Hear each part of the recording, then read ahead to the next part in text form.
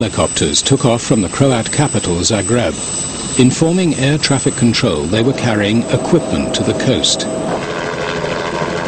In fact, they were crammed with Croat special forces, ready to join ground units in an attack on the rebel Serbs. 10 minutes after takeoff, air traffic control alerted the Yugoslav army that the helicopters were on course for Camino. Prenijeto je iz generalštaba, rekli su mi da im prenesem i da im praktično zahtevamo da ih vrate, ako i ne vrate helikoptere, da ih oborimo.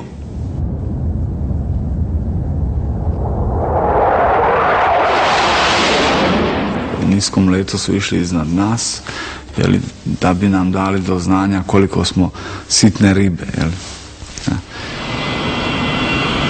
I u jednom momentu se javlja taj pilot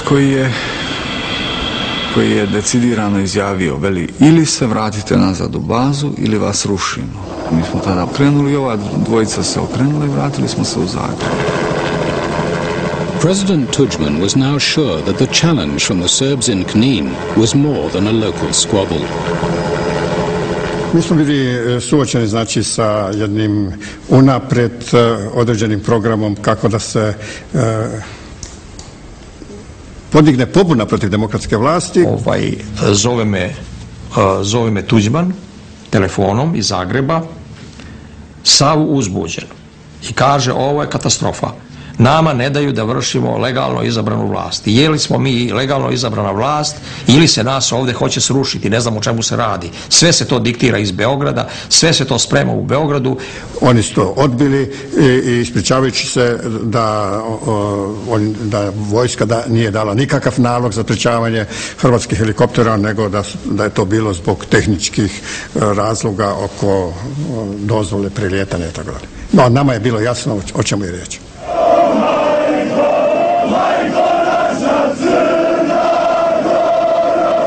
Round 1, to the Serbs.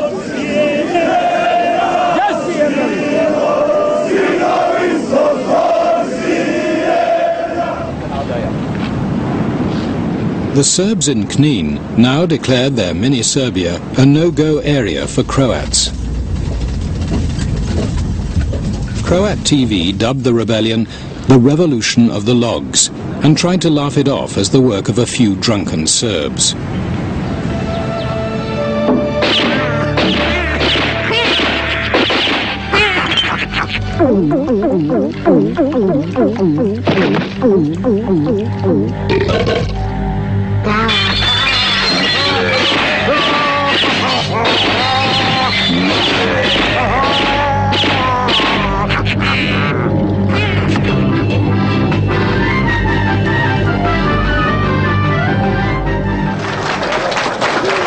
This was no joke for a president who had been elected to restore Croatia's pride. The Yugoslav army had humiliated him, and he had no means to respond. Zbog toga sam ja otišao kod predsjednika Tudjmana i rekao da mi nemamo više šta čekati, da očigledno, a ja sam to i očekivao, armija neće naoružavati našu policiju, a ona je prema zakonu bila dužna to činiti, nego da moramo to učiniti sami. On se s tim saglasio. This retired Yugoslav army general had got himself a secret mission. At first, he ran into problems. They approached us about supplying them with arms. They said they wanted to improve their police techniques and their police force. And I have to say, I did not hesitate a nanosecond before I recommended to Washington that we turn them down. And we certainly did not want to be arming a Croatian police force so it could oppress Serbs. The Croats took their business elsewhere. Ja sam posjetio Budimpeštu i da smo tamo u dogovoru sa odgovarajućim organima Mađarske napravili ugovor o isporuci naoružanja. Kada smo mi euročekom zagarantirali plaćanje, mi smo poslali tamo dva šlepera. The two lorries, loaded with Kalashnikovs, arrived at the Hungarian-Croat border in the early hours. Someone had been tipped off. Ja sam se isto nalazio na tom prelazu i osmatrali smo iz onog pojasa gde se vojska nalazi sa jedne osmatračnice. Mi u stvari nismo znali precizno da se radi o uvozu oružja. Mi smo znali za nešto tajno što se dešava na granici i propušta mimo kontrole, u čemu učestvuju čelni ljudi suda. The lorries disappeared into the night. Yugoslav military intelligence now began a major operation to prove who was behind the smuggling. Počeli su da nam postavljaju zasjede. Počeli su ispitivati u Budimpešti i tako dalje. Vrlo agresivno su nastupili prema Hrvatskoj. Rekao sam tim ljudima po prilici. Ako ne možemo avionom, ne možemo brodom, ne možemo vlakom, ne možemo kamionom, možemo li mravima? Nastala je konsternacija u dvorani. Kakvi mravi? 4 totkaši mali. Shvatili su svi. I krenulo je. Bilo je sitnih zapljena. Ali, Boga mi je dosta i došlo toga. Only the army of the Yugoslav Federation was capable of stopping the Croats. A display of force had been enough to turn back the Croat helicopters bound for Kanin. Now, the Yugoslav High Command faced the fact that the government of Croatia was equipping itself to form a rival army. Zakonsku obavezu imao, jer je to uvoženje oružja da bi se izvršila oružana pobuna protiv međunarodno pravno priznate države, koja je međunarodno pravni faktor, koja ima svoj ustav.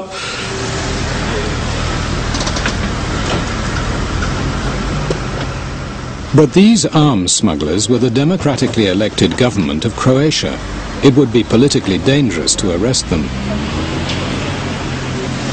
The army trod carefully. At the beginning of January 1991, an order was issued aimed at the Croats. All illegally held weapons must be handed in within 10 days. Croat ministers were openly defiant. Pa gospodo, zar vi mislite kad pojedine policijske stanice, pojedine općine otkazuju lojalnost Republici Hrvatskoj, da ćemo mi onda kupiti 2 šlepera naliv pera da bi pisali nemojte nas napadati?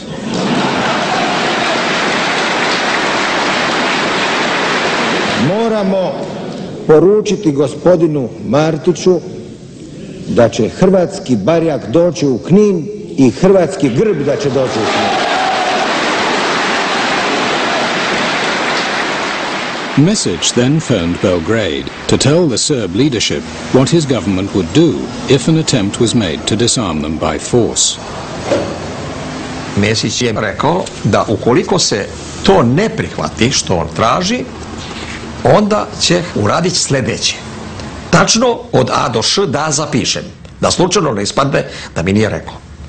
Prvo, proglasit će odcepljenje.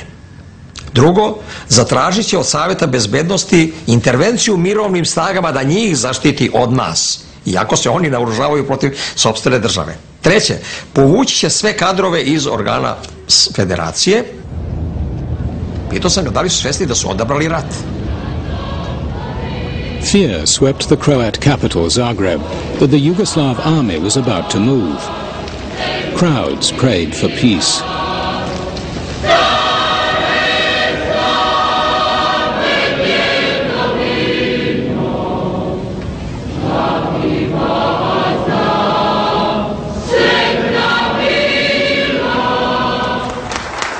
President Tudjman called an emergency session of his parliament. Prvo, svaki čin pravnoga ili fizičkog nasilja koji bi bio suprotan Ustavu Republike Hrvatske smatrat ćemo ugrožavanjem ustavnog poretka Hrvatske, pa bi se svaka represivna akcija smatrala činom okupacije. During the session, an invitation arrived. Tudjman was asked to go to Belgrade to face the Yugoslav leadership and the army. Ljudi su me i sa suzama u očima iz prijateljskog kruga i drugi uvjeravali baš u parlamentu da ne idem. Rumors spread that if they went to Belgrade, Tudjman and his ministers would be arrested. A osim toga, nema drugo, ni onima nasuprot nama, ni nama, nego da razgovaramo i tražimo rješenje. Čak sam smatrao intimno u sebi, ukoliko bi me ubili, da bi to bilo pred svijetom upravo dokaz toga da idu protiv hrvatske slobode, protiv hrvatske demokracije, prema tome u interesu Hrvatske. I zbog toga sam otišao. The State Council, Yugoslavia's highest authority, was the body which could give the order for the army to act against Croatia. That evening, they met in Belgrade to deal with Croatia's refusal to hand over weapons. Every republic had a vote. Mesić je apsolutno odbijao bilo kakvu aktivnost koju možemo učiniti, a i drugi članovi predsjedništva su bili u velikoj nedoumici šta da se radi, jer kao što se zna, to je bio trenutak kada treba povesti vojnu akciju. The State Council members, waiting for the Croat president to arrive, argued on. The head of the Yugoslav military then made a seemingly innocent request. It was a trap. Nekoliko minuta prije 7:30, kad su inače bile vijesti, general Kadijević je predložio jednu stanku da bi bilo dobro vidjeti vijesti, pa onda da nastavimo s radom. Like the rest of the country, the State Council found themselves watching a TV program shot, as the caption says, on VHS without the knowledge of its participants. The film showed the chief Croat arms buyer talking about what it called terrorist formations in Croatia. Ima ukupno na 5. armijskoj ulici 9.000 reština. Da. To je kući vojne službenike i miličare i kazne.